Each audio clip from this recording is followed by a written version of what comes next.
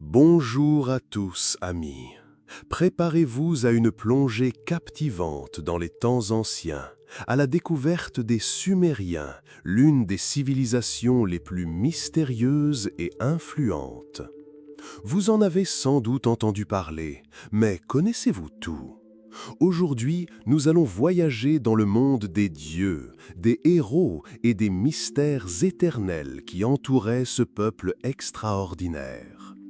Nous découvrirons comment les Sumériens concevaient l'organisation du monde, qui ils vénéraient et pourquoi ils croyaient que les hommes avaient été créés uniquement pour servir les puissances supérieures.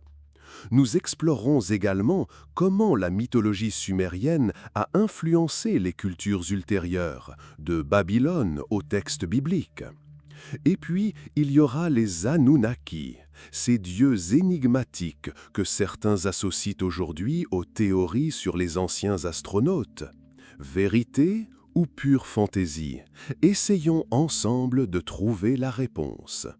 Installez-vous confortablement, nous commençons.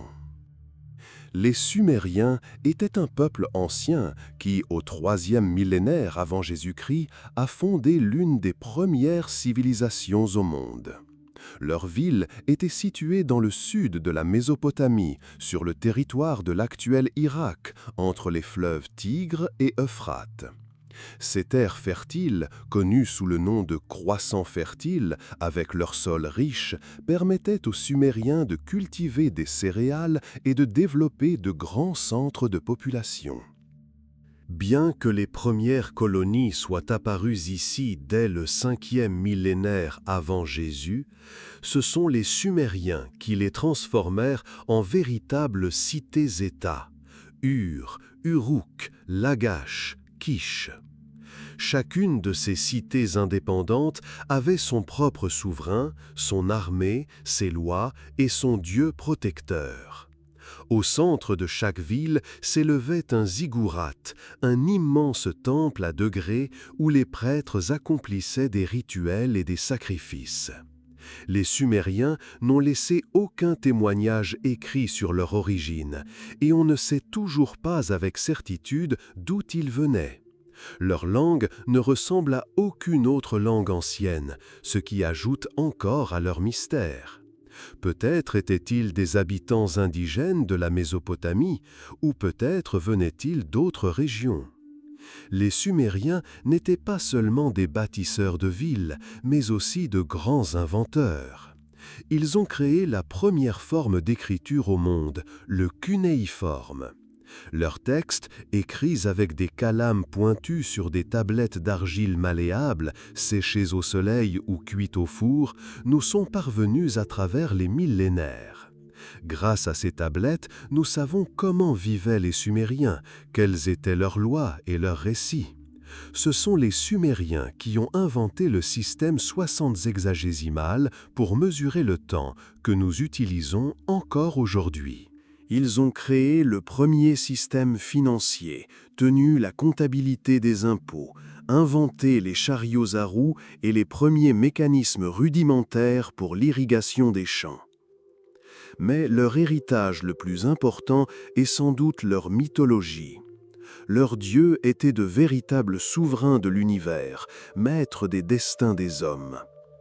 Les Sumériens croyaient que les dieux avaient créé le monde, puis l'avaient confié aux hommes, non par bienveillance, mais pour qu'ils effectuent le travail pénible à leur place. Les Sumériens n'ont pas seulement créé certains des premiers mythes de l'histoire humaine, leurs croyances religieuses sont devenues le fondement des croyances des peuples qui leur ont succédé. Après le déclin de la civilisation sumérienne, leur héritage fut repris par les Akkadiens, les Babyloniens et les Assyriens. Ils adoptèrent les dieux sumériens, modifièrent leur imagerie, mais conservèrent les mythes eux-mêmes. Le dieu babylonien Marduk, devenu le dieu principal du Panthéon, n'était à l'origine qu'une divinité sumérienne secondaire. Plus tard, il fut élevé au rang de créateur puissant du monde, reléguant les dieux précédents au second plan. Ce processus est bien visible dans l'épopée de la création, Onuma Elish, un mythe babylonien de la création du monde basé sur des conceptions sumériennes mais leur donnant une nouvelle forme. Dans la religion assyrienne, les dieux devinrent encore plus guerriers. Marduk, dieu sumérien des tempêtes et du destin, fut relégué au second plan chez les Babyloniens. Mais chez les Assyriens, sa place fut prise par le dieu Ashur, un souverain redoutable et impitoyable, associé aux victoires militaires et à l'État. Mais le plus étonnant est l'influence de la mythologie sumérienne sur les textes bibliques. L'histoire du déluge universel, décrite dans le livre de la Genèse, reprend presque entièrement le récit du mythe sumérien de Ziusudra, qui survécut au grand déluge en construisant une arche. Cette même histoire se retrouve dans l'épopée de Gilgamesh, où le héros principal rencontre Utanapishtim, un homme qui a obtenu l'immortalité après le déluge. La seule différence réside dans les détails. Dans l'Ancien Testament, le Sauveur est Noé. Dans la version babylonienne, c'est Utanapishtim. Et dans l'original sumérien, c'est Ziusudra.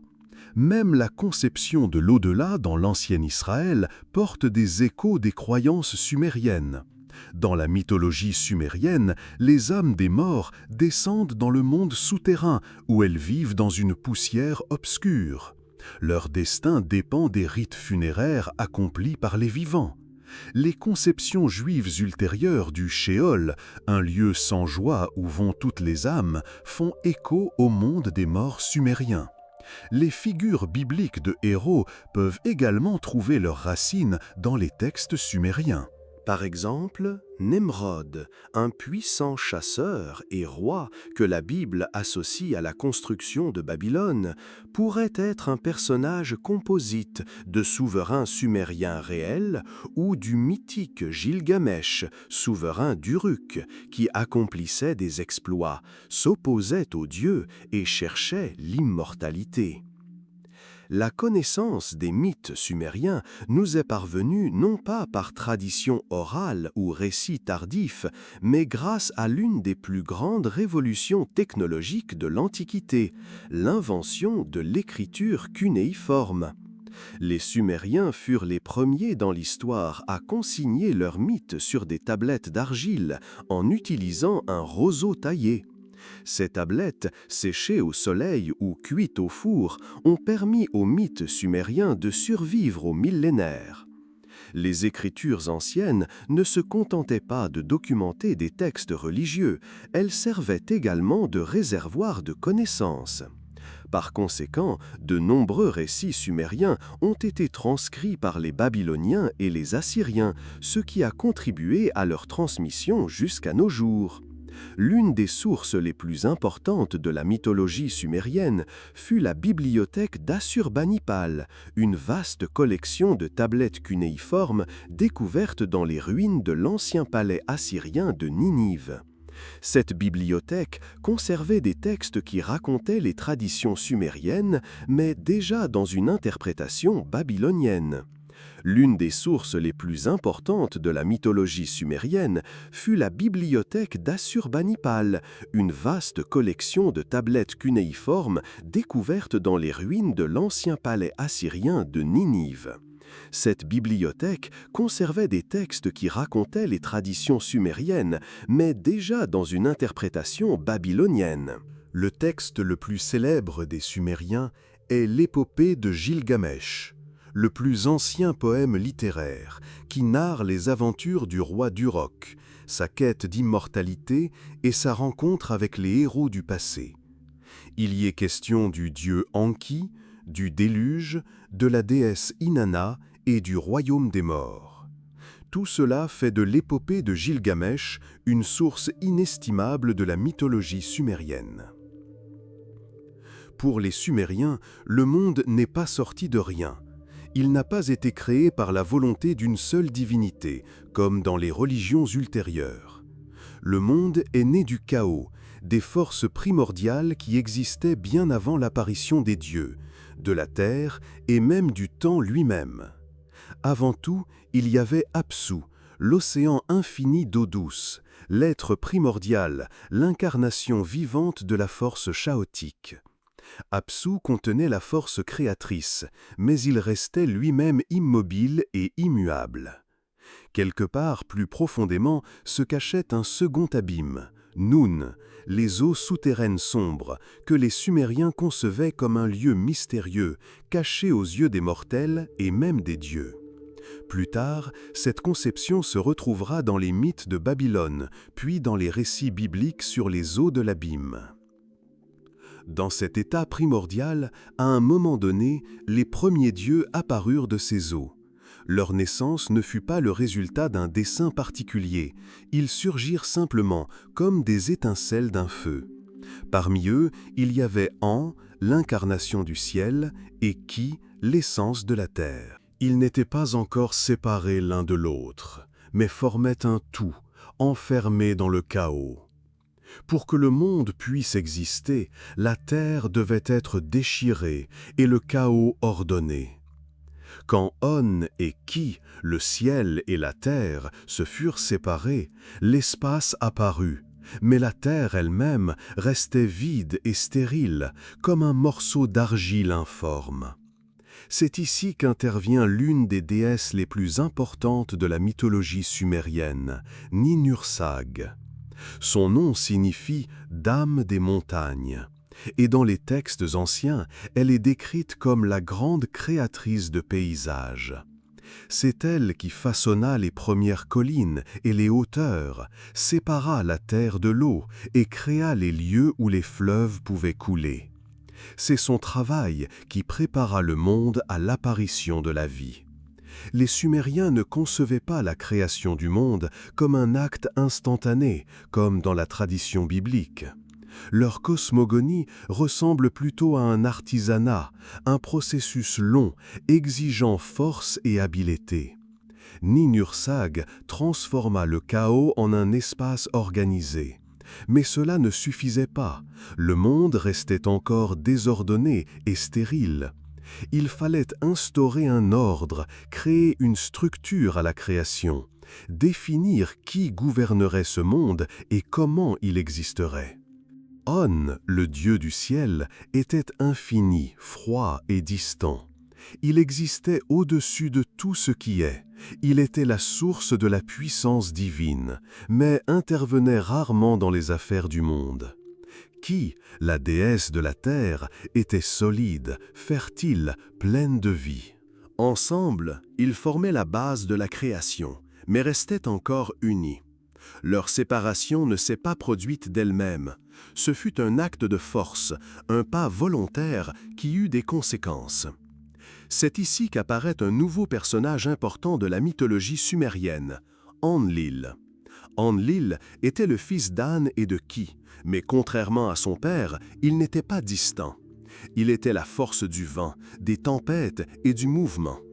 Enlil ne pouvait supporter l'immobilité entre le ciel et la terre. Il rompit le lien entre An et Ki, éleva le ciel vers le haut et plaqua la terre vers le bas. Ce moment dans la mythologie sumérienne peut être comparé à la séparation de la lumière et des ténèbres, du chaos et de l'ordre dans les mythes d'autres cultures. Enlil permit au monde d'exister tel que nous le connaissons. Mais avec la séparation de la création, une lutte pour le pouvoir commença. Enlil, s'arrogeant le rôle de créateur de l'ordre, se déclara Dieu suprême. Mais il n'était pas le seul prétendant au trône. Parallèlement, existait Enki, le dieu de la sagesse, de l'eau et des connaissances secrètes. Enki n'était pas un guerrier, mais il possédait la ruse, une profonde sagesse et une compréhension des lois. Il savait comment les contourner, comment changer la réalité elle-même sans force brute. Ces deux dieux devinrent les forces principales du panthéon sumérien. Leur lutte détermina le destin des dieux, des hommes et de toute la terre. Enlil exigeait l'ordre. Enki cherchait les chemins cachés. Ki donnait la vie, En restait loin, haut dans les cieux, observant ce qui se passait en bas. Après avoir découvert les conceptions sumériennes de la création du monde, familiarisons-nous plus en détail avec le panthéon sumérien. Au sommet de la création se trouvait An, le plus grand et le plus incompréhensible des dieux, le souverain du ciel illimité. Il n'intervenait pas dans les affaires des mortels, ne descendait pas sur terre et ne participait pas aux intrigues des autres dieux.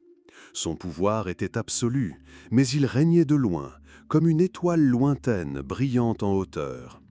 Il était la source de la puissance divine.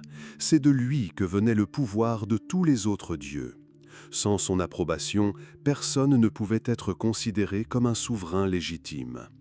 Dans les textes anciens, son nom était utilisé comme symbole de l'autorité suprême, mais il apparaissait rarement lui-même dans les mythes.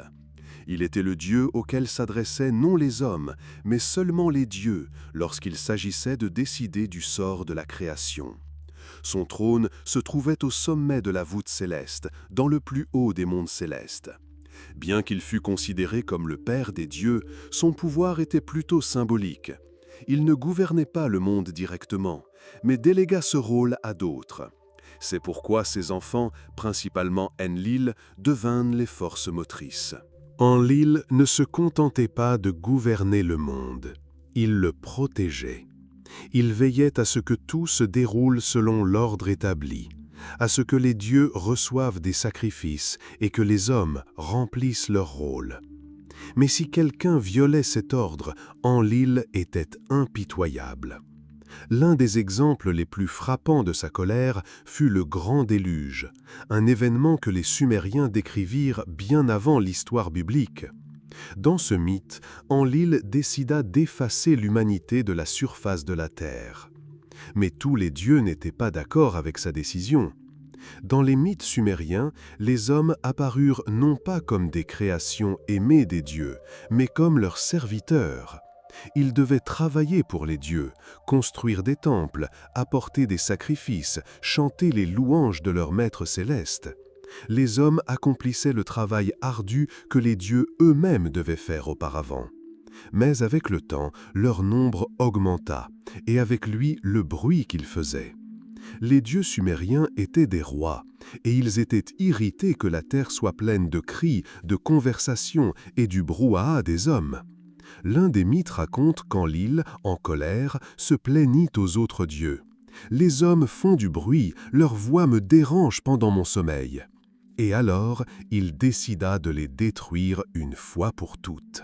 Ayant convaincu les autres dieux que l'humanité était devenue trop turbulente et qu'il fallait l'effacer de la surface de la terre, ils décidèrent d'envoyer le grand déluge sur la terre, qui engloutirait les villes, détruirait les récoltes, noierait le bétail et effacerait toute civilisation. Mais tous les dieux n'étaient pas d'accord avec cette décision. Enki, le dieu de l'eau et de la sagesse, était un ami des hommes. Il ne voulait pas de leur mort, mais ne pouvait ouvertement s'opposer à Enlil. Alors il fit autrement. Enki choisit un homme, le juste roi Ziusudra, qui était l'archétype de Noé. Il lui apparut en rêve et le prévint du désastre imminent. « Détruis ta maison et construis un navire. Prends avec toi les semences de toutes les plantes et de tous les animaux qui existent sur la terre. Quand le déluge viendra, tu sauveras la vie. » Ziusudra suivit le conseil et construisit un énorme navire. Lorsque le déluge commença, les eaux déferlèrent du ciel et inondèrent toute la terre. Le mythe raconte que le déluge dura 7 jours et 7 nuits. Les vagues étaient si hautes que même les sommets des ziggourats disparurent sous l'eau. Les hommes se noyaient, les villes étaient détruites et il semblait que la vie allait bientôt cesser. Ziusudra lâcha un oiseau pour vérifier s'il était déjà possible de sortir sur la terre ferme. Quand celui-ci ne revint pas, il comprit que la terre réapparaissait dessous l'eau. Mais quand Enlil apprit que quelqu'un avait survécu, il entra dans une colère noire. Il exigea des explications. Qui a osé violer ma volonté? Qui a sauvé les hommes que je voulais détruire? Enki ne cacha pas la vérité. Il dit à Enlil qu'il ne pouvait pas permettre à l'humanité de périr entièrement. Enlil fut d'abord en colère, mais il reconnut ensuite que le déluge n'avait pas détruit les hommes et leur donna une nouvelle chance. En récompense de sa justice, Ziusudra obtint l'immortalité. Les dieux l'emmenèrent dans des terres lointaines où il pourrait vivre éternellement, loin des mortels. Parmi tous les dieux sumériens, personne n'est plus éclatant et contradictoire qu'Inanna. Elle deviendra Ishtar, mais son caractère et son rôle resteront inchangés. Elle était l'incarnation de la vie elle-même, de l'amour, de la passion, de la fertilité, mais aussi de la guerre, de la destruction et du pouvoir. Elle était vénérée comme la déesse qui pouvait rendre un roi grand, lui accorder la victoire et bénir la terre de ses récoltes. Mais on la craignait aussi, car elle pouvait se mettre en colère en un instant. Inanna régnait non seulement sur les cieux, mais aussi sur les cœurs humains. Dans ses temples, elle était vénérée par les rois et les guerriers, les agriculteurs et les prêtres, les prostituées sacrées et les gens ordinaires cherchant sa bénédiction. Son culte était particulier, différent des autres.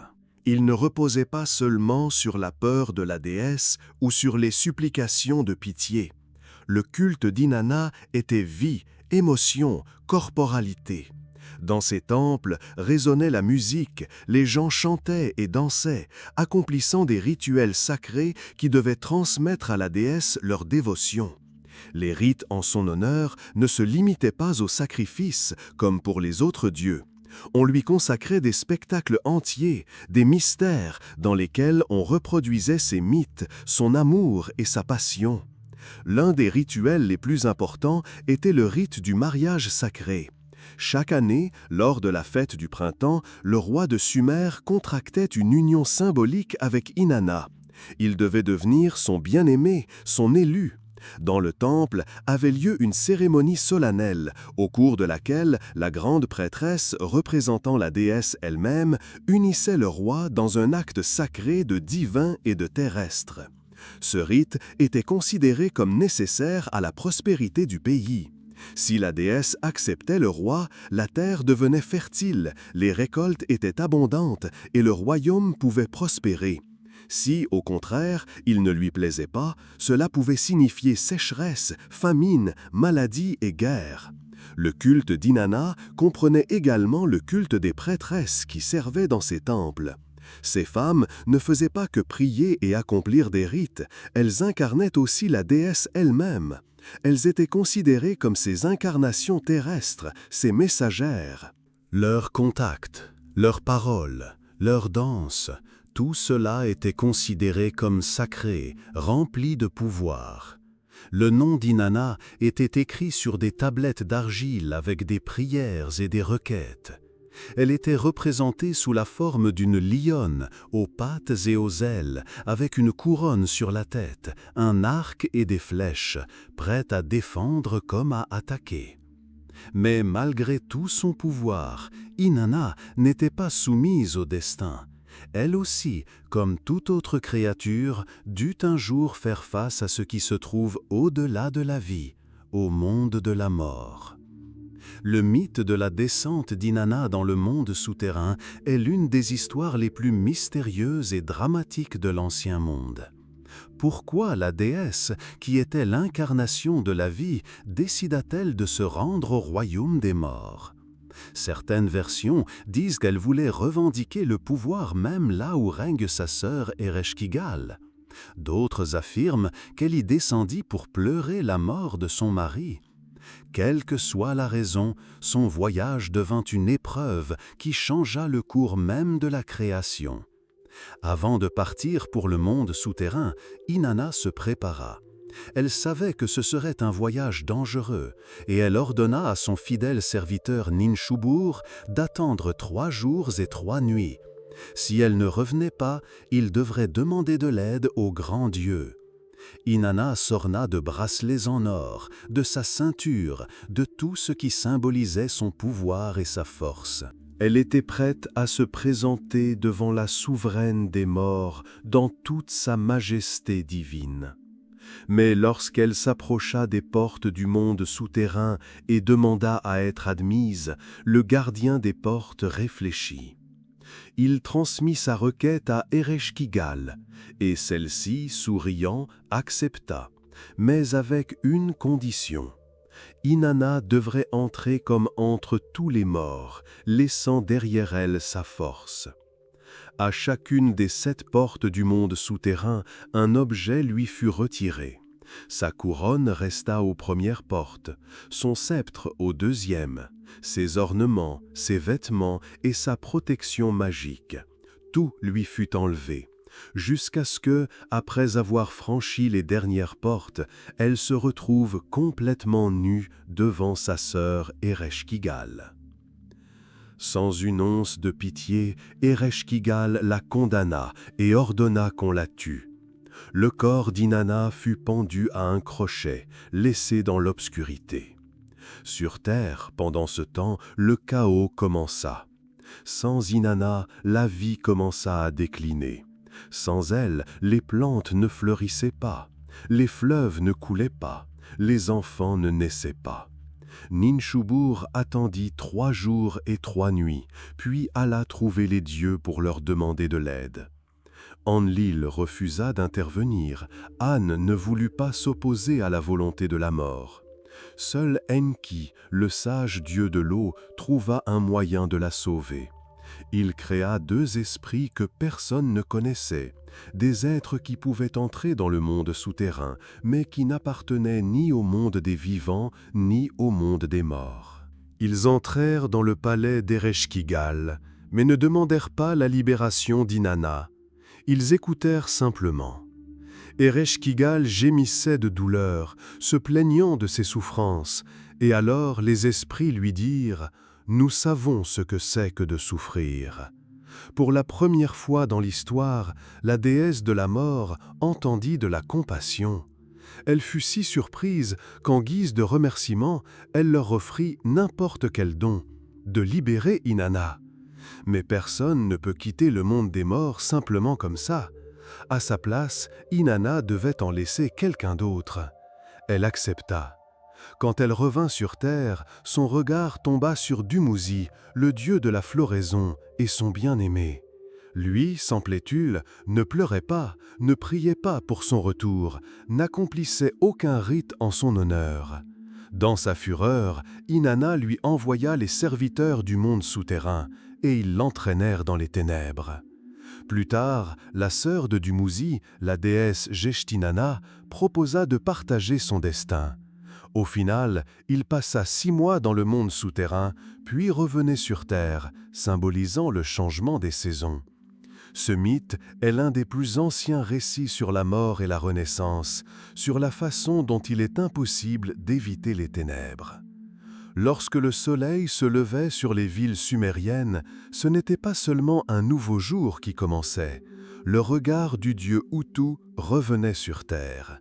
Il était l'incarnation de la lumière, de l'ordre, de la vérité. Son visage éclatant repoussait les ténèbres et éclairait tous les actes des hommes. Utu régnait sur le soleil et la justice. Quand il montait à l'horizon, les coins sombres des villes, les profonds ravins, les maisons fermées, il voyait tout. Le commerçant honnête ou l'escroc, le souverain sage ou le despote, personne ne pouvait échapper à son regard omniscient. Les Sumériens croyaient que c'était Utu qui jugeait les hommes. Il ne distribuait pas la grâce, comme Inanna, et n'abattait pas la fureur, comme Enlil. Sa force résidait dans la justice. Celui qui agissait honnêtement, il le protégeait, et celui qui vivait dans le mensonge, il le dénonçait. En son honneur, on faisait des sacrifices. Dans les temples, on demandait protection. Dans les tribunaux, on implorait un dénouement juste. Mais Utu n'était pas seulement un juge, il était un voyageur, un pèlerin qui accomplissait chaque jour sa grande traversée céleste. Le matin, il sortait des portes célestes et commençait son chemin à travers le ciel, illuminant le monde.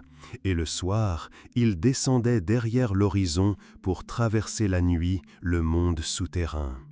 C'est pourquoi il était aussi un conducteur d'âme, celui qui pouvait éclairer le chemin des morts, les protégeant des horreurs des ténèbres. Il est associé au mythe des combats contre les démons et de l'aide aux héros. Un jour, c'est lui qui a aidé Gilgamesh, le grand roi d'Uruk, en lui donnant une arme capable de vaincre le monstrueux Rumbaba. Sa lumière a toujours été un symbole de protection, de force et de l'ordre immuable établi par les dieux.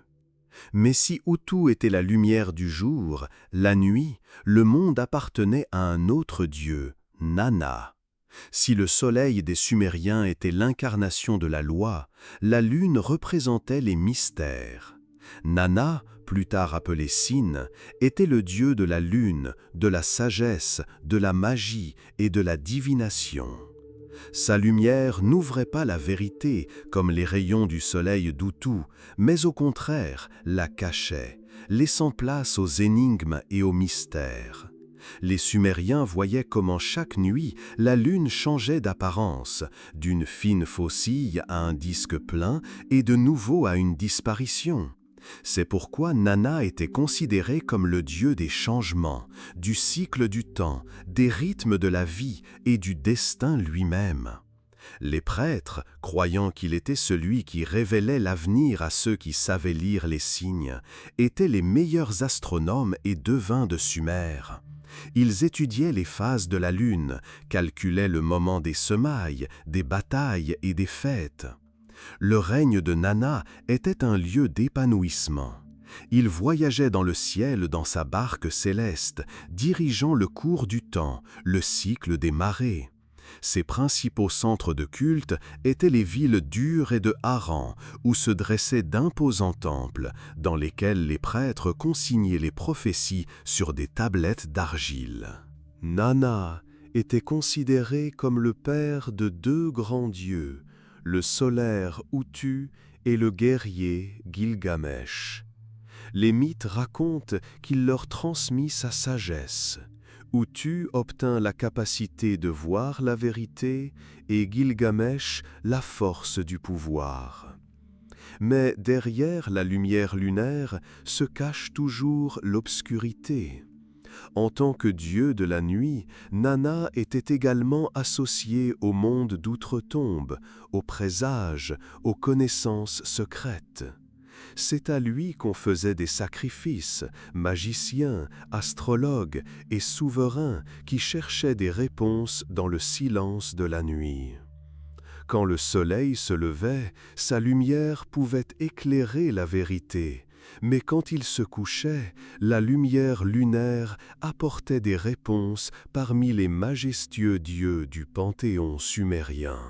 Il y avait aussi ceux dont le règne était au-delà de la vie, Nergal et Ereshkigal, le roi et la reine du monde souterrain. Ils régnaient sur la terre des ombres, un monde d'où personne ne revenait. Le royaume d'Ereshkigal était rempli d'une obscurité éternelle. Il n'y avait ni joie, ni espoir. C'était un monde où les âmes des morts erraient dans une tristesse infinie. La ville principale de ce royaume s'appelait Kure. Elle se trouvait profondément sous terre, derrière 7 portes menant à une obscurité éternelle. Les âmes des morts y arrivaient et restaient pour toujours. Celui qui mettait une fois le pied à Kure perdait tout ce qui faisait de lui un homme. Il n'y avait de joie, ni lumière, ni son. Les âmes des morts se nourrissaient de poussière et de saleté sans connaître la fin. L'entrée du monde souterrain était gardée par de terribles démons qui attrapaient quiconque tentait de s'échapper. Même les dieux ne pouvaient pas simplement sortir de cet endroit, comme le prouve le mythe de la descente d'Inanna lorsqu'elle dut trouver une remplaçante pour quitter le monde des morts. Mais malgré l'horreur de cet endroit, les âmes ne disparaissaient pas complètement. Elles devenaient des ombres de leur passé, existant dans une monotonie éternelle. Seuls ceux qui recevaient des offrandes de parents vivants, pain, eau, huile et vêtements, pouvaient conserver une faible ombre de leur vie passée. S'ils étaient oubliés, ils disparaissaient complètement, se perdant dans les ténèbres abyssales. Contrairement à Inanna, déesse de la passion et de la force, Ereshkigal était immobile et immuable, comme la mort elle-même. On sait peu de choses de son passé, mais les mythes sumériens racontaient qu'un jour, elle fut enlevée et enfermée à Kour. Dès lors, elle en devint la souveraine unique et éternelle. Personne ne pouvait lui contester, même les dieux les plus puissants. Son palais se trouvait au plus profond du monde souterrain, entouré de démons et d'esprits des morts. Là, elle s'asseyait sur son trône, recevant les âmes des morts et observant leur existence sans joie. Elle n'était pas cruelle, mais personne n'attendait de la miséricorde d'elle. Sa force résidait dans l'inévitabilité. Elle était la mort, elle-même, qu'on ne pouvait ni effrayer ni tromper. Mais même la reine des morts avait sa tragédie. Elle vivait dans une solitude totale. Contrairement à Inanna, entourée d'amants, de guerriers et de prêtres, Ereshkigal régnait dans le vide. C'est peut-être pourquoi, quand Nergal entra dans son monde, tout changea. Nergal n'était pas toujours le souverain de la mort, il était le dieu de la guerre, de la destruction et de la peste, existant à la frontière entre le monde des vivants et le monde des morts. Il apportait la mort, mais n'appartenait pas lui-même au royaume d'Ereshkigal, jusqu'à ce que se produise l'une des histoires les plus étranges de la mythologie sumérienne. Un jour, un grand banquet des dieux eut lieu dans les cieux. Toutes les divinités vinrent rendre hommage à Anu, le souverain des cieux, sauf Ereshkigal. Elle ne pouvait quitter son trône sombre.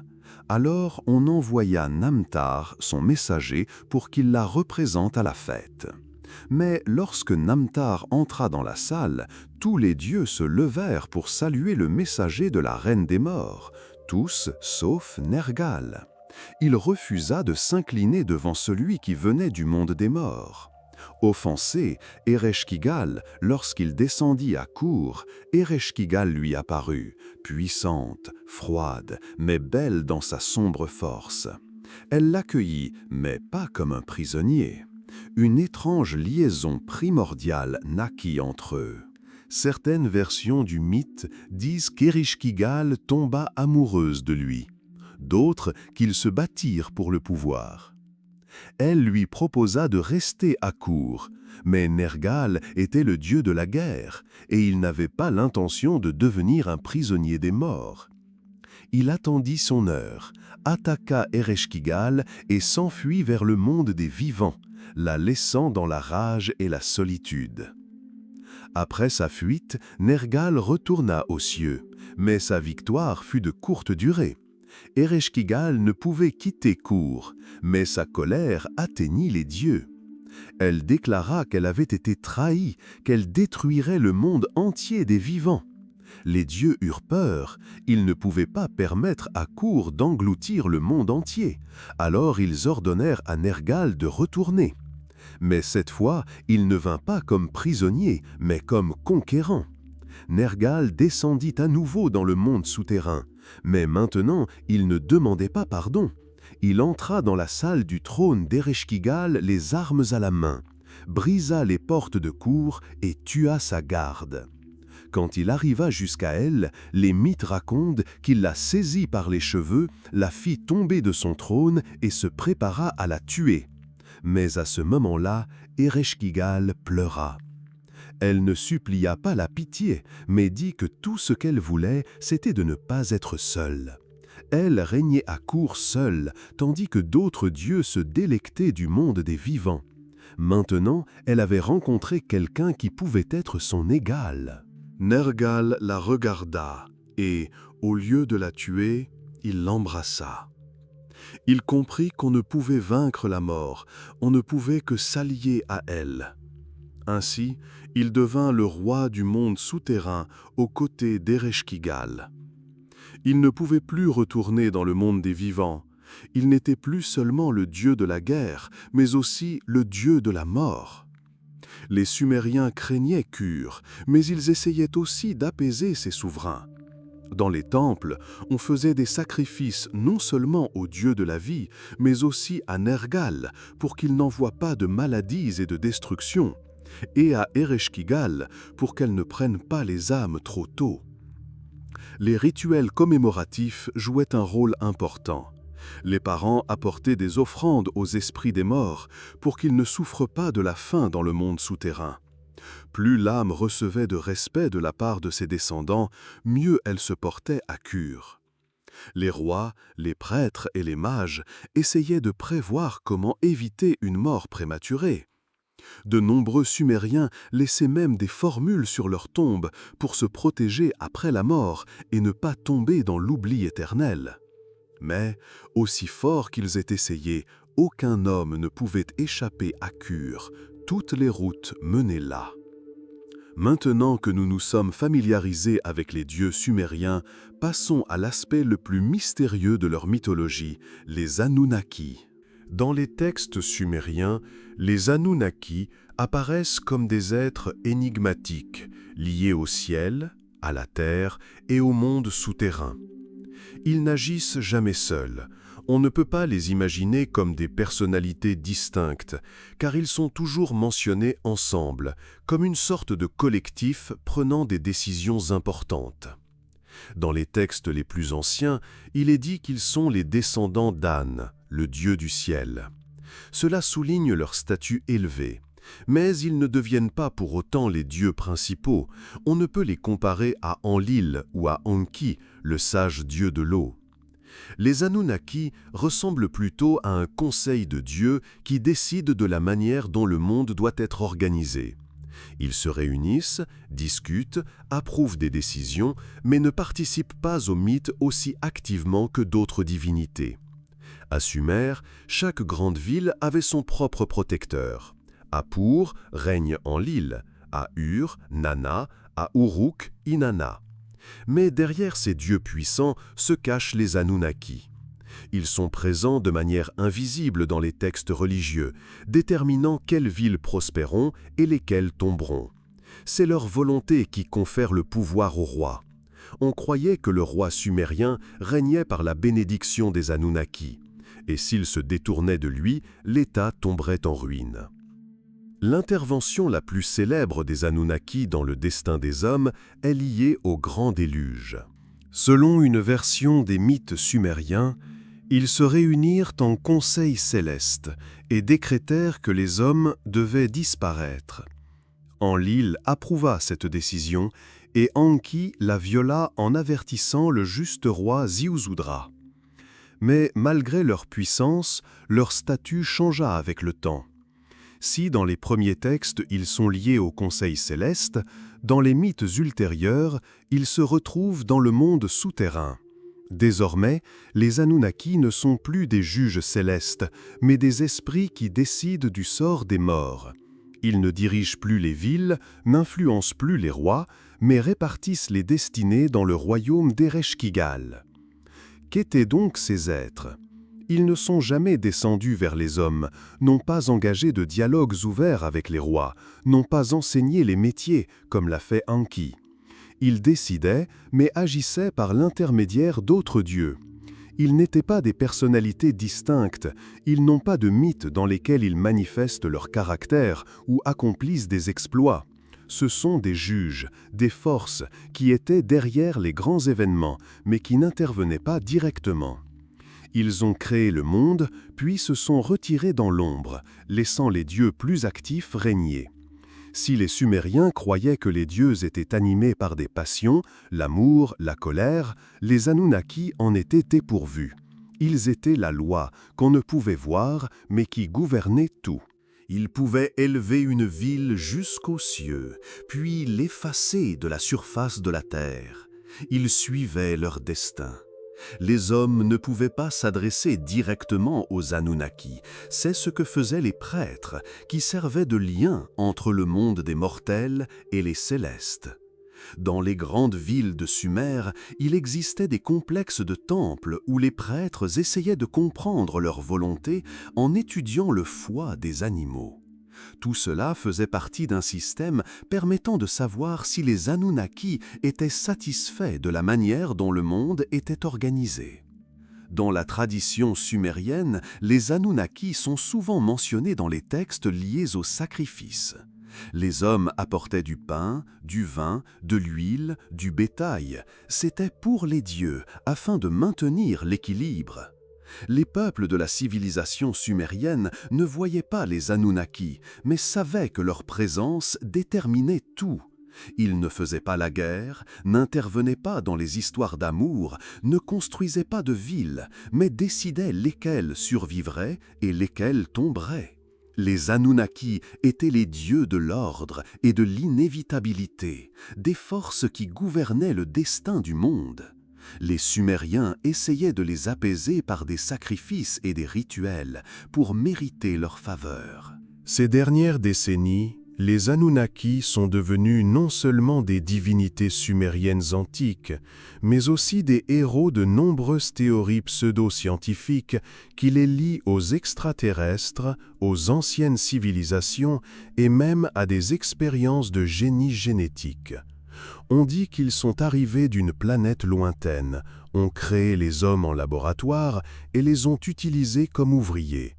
Mais les Sumériens croyaient-ils vraiment à cela, et dans quelle mesure ces hypothèses correspondent-elles à l'histoire réelle? Toutes les théories modernes sur les Anunnaki extraterrestres ne proviennent pas des textes sumériens, mais d'interprétations faites au XXe siècle. Le principal vulgarisateur de cette idée fut Zecharia Sitchin. En 1976, l'écrivain américain Zecharia Sitchin publia le livre « La 12e planète » qui bouleversa la conception des dieux sumériens. Vous vous demandez sans doute pourquoi 12e, parce qu'en plus des planètes, il incluait également le Soleil et la Lune. Selon sa version, les Anunnaki n'étaient pas des divinités, mais des êtres extraterrestres arrivés sur Terre depuis une mystérieuse planète Nibiru. Il affirmait que cette planète suit une orbite elliptique et apparaît dans le système solaire tous les 3600 ans. Lorsque les Anunnaki sont arrivés sur Terre, ils ont découvert de riches gisements d'or qui leur étaient vitaux. Selon Sitchin, ils utilisaient l'or pour créer une atmosphère protectrice sur leur planète mourante. Mais l'exploitation des gisements s'avéra une tâche difficile. Alors les Anunnaki décidèrent de créer des esclaves qui extrairaient ce précieux métal pour eux. Selon Sitchin, ils intervinrent dans l'ADN des primates, y ajoutèrent leurs gènes et créèrent ainsi les premiers hommes pour les utiliser comme main-d'œuvre dans les mines d'or. Cela ressemble à l'intrigue d'un film de science-fiction, n'est-ce pas? Mais le problème, c'est qu'aucun texte sumérien ne contient de telles affirmations. Tout ce que Sitchin a écrit est basé sur son interprétation personnelle des tablettes cunéiformes, une interprétation qui n'est confirmée par aucun scientifique professionnel. En réalité, les Sumériens n'ont jamais décrit les Anunnaki comme des extraterrestres et n'ont jamais mentionné la création des hommes dans le but d'extraire de l'or. Tout cela est de la fantaisie, sans preuve scientifique. L'un de ces témoignages est Nibiru. Selon les partisans de cette théorie, il s'agissait d'une planète inconnue qui apparaît à la limite du système solaire et le traverse parfois. Cependant, les archéologues et les astrophysiciens affirment que Nibiru n'est mentionné comme une planète physique dans aucun texte sumérien. En astronomie sumérienne, le mot était utilisé, mais il désignait une étoile brillante. Les astronomes modernes ont utilisé ce nom pour Jupiter.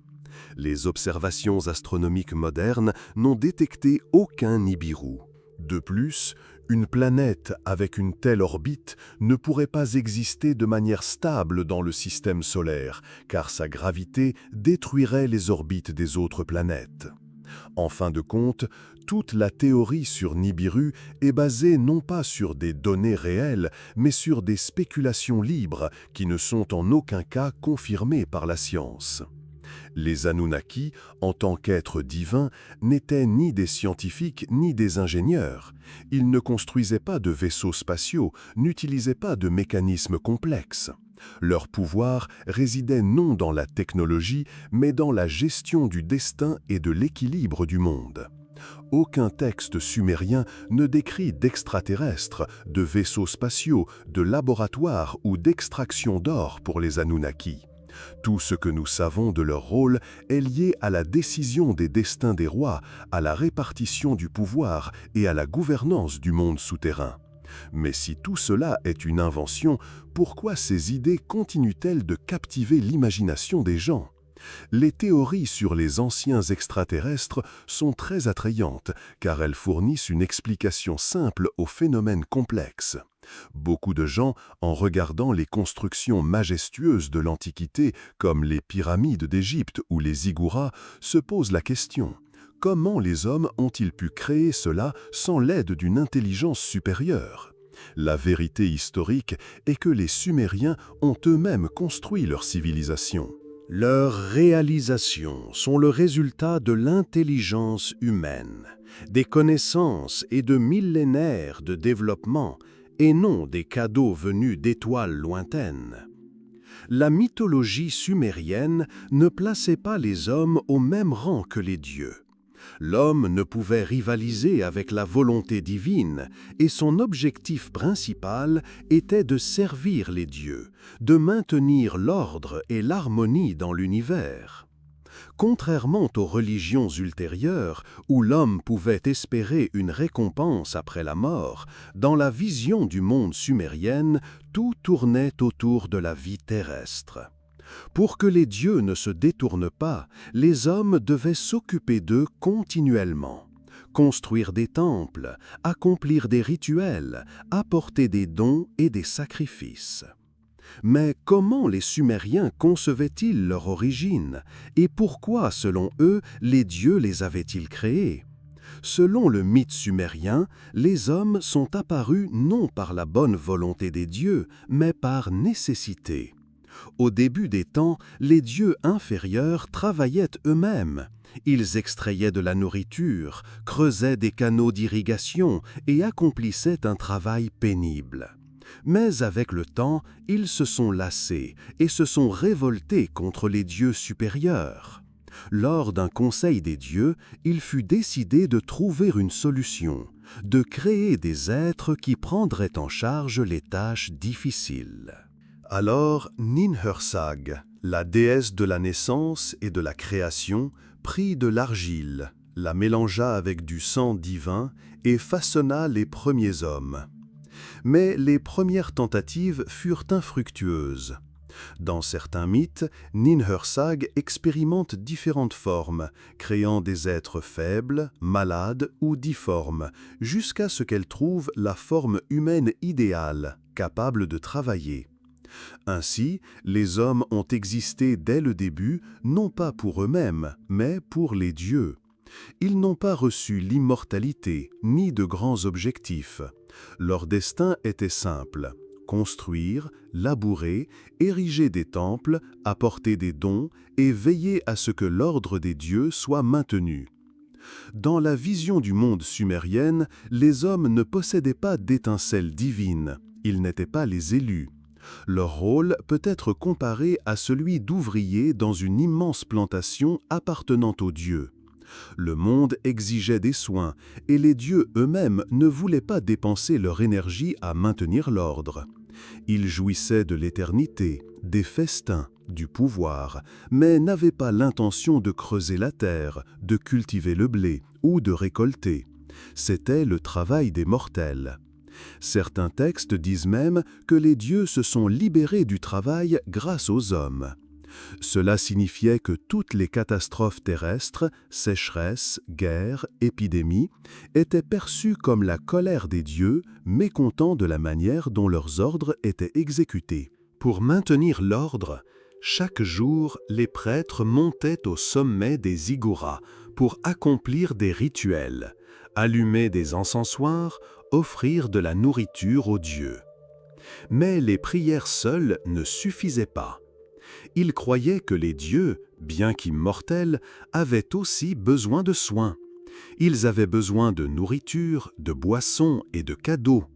Sur les autels, on offrait du pain, du vin, de l'huile, du lait. On croyait que les dieux se nourrissaient précisément de l'odeur de la nourriture. Les bêtes étaient sacrifiées de telle sorte que le sang coulait sur une pierre sacrificielle spéciale. Puis la viande était utilisée dans le temple. Bien qu'il n'y ait pas eu de sacrifice humain de masse à Sumer, les archéologues ont trouvé des traces de meurtres rituels dans les sépultures de la noblesse. Dans certaines tombes, par exemple dans la ville d'Ur, on a trouvé des squelettes de serviteurs qui, peut-être, mouraient volontairement ou étaient sacrifiés pour accompagner le souverain dans l'au-delà. Parfois, on consacrait de l'or, des pierres précieuses, des armes aux dieux, les laissant dans les sanctuaires. Les hommes croyaient que la puissance divine pénétrait ces objets, les rendant sacrés. Les animaux rapides pour les sacrifices, tout cela était aussi considéré comme une offrande. Dans ce monde, personne n'était seul. Tout homme, du roi au paysan, travaillait non seulement pour lui-même, mais aussi pour le grand ordre divin. Les principaux temples de Sumer étaient d'immenses ziggourats, des tours étagées gigantesques, où les prêtres accomplissaient des rituels et où les hommes pouvaient apporter des offrandes. La vie de chaque Sumérien était liée à ces rituels. Tous comprenaient que leur destin dépendait de la bienveillance des dieux. Chaque temple, chaque ziggurat, chaque sacrifice leur rappelait « Les hommes sont créés pour servir, et c'est d'eux que dépend l'harmonie du monde ». Chaque peuple laisse derrière lui des légendes, mais les Sumériens n'ont pas seulement créé des récits, ils ont laissé les premiers épopées de l'histoire humaine, qui parlaient à la fois des dieux et de l'homme lui-même. Ces mythes expliquaient l'origine du monde, les destins des dieux, le sens de la vie et de la mort. Parmi toutes les histoires créées en Mésopotamie, l'épopée de Gilgamesh se distingue, l'œuvre littéraire la plus ancienne que l'on puisse appeler le premier roman sur la recherche de l'immortalité. Ce n'est pas seulement un récit d'exploit, mais une histoire sur ce que signifie être humain.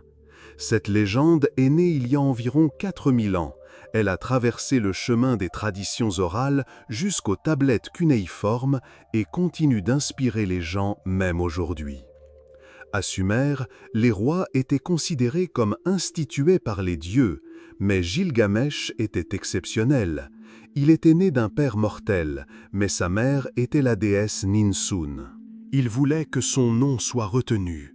Pour cela, il décida d'accomplir l'incroyable, se rendre dans la forêt des cèdres, où vivait le terrible géant Umbaba, gardien des arbres sacrés. Ils entreprirent un long voyage, parcourant de nombreux jours et nuits, jusqu'à atteindre la forêt. Umbaba était une créature gigantesque, dotée de 7 auras, des forces mortelles. Mais Gilgamesh et Enkidu, avec l'aide du dieu soleil Utu, qui aveugla Umbaba, se lancèrent dans le combat avec une grande fureur. Ils abattirent le géant et le tuèrent. Avant de mourir, Umbaba les maudit. Il dit que pour leurs actions, l'un d'eux mourrait avant d'avoir pu savourer la victoire.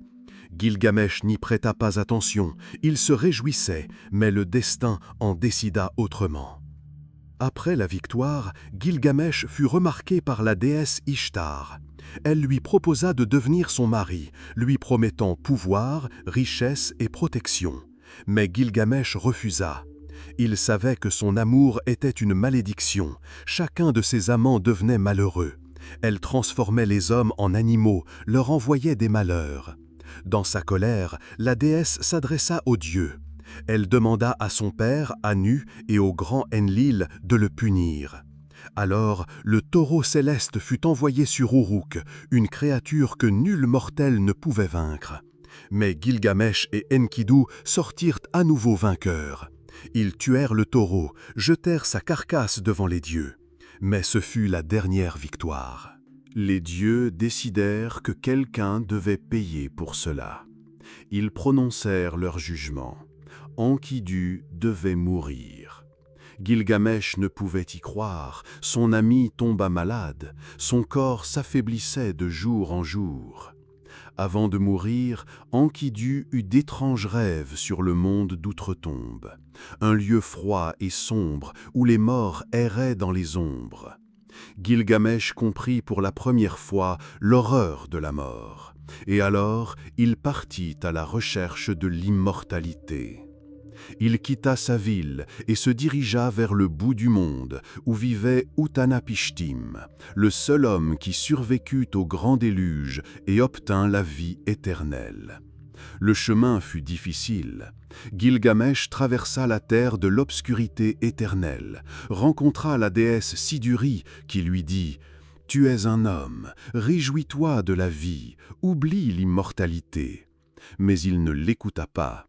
Il traversa les eaux de la mort, atteignit la demeure d'Utnapishtim et demanda « Comment puis-je devenir immortel ?» Mais la réponse fut sévère. L'homme ne peut pas vivre éternellement, seuls les dieux sont immortels. On proposa à Gilgamesh une épreuve, ne pas dormir pendant 6 jours et 7 nuits. S'il pouvait vaincre le sommeil, il pourrait vaincre la mort. Mais à peine eut-il accepté qu'il s'endormit. Il ne comprit même pas comment il avait manqué sa chance. En récompense, on lui permit de prendre une fleur d'immortalité qui poussait au fond de la mer. Il la récupéra et décida de ne pas l'utiliser lui-même, mais de l'apporter à Uruk et de la partager avec le peuple. Mais lorsqu'il s'arrêta près d'une source d'eau, un serpent vola la fleur, perdit sa peau et disparut. Ainsi, l'immortalité échappa à jamais aux mains des hommes.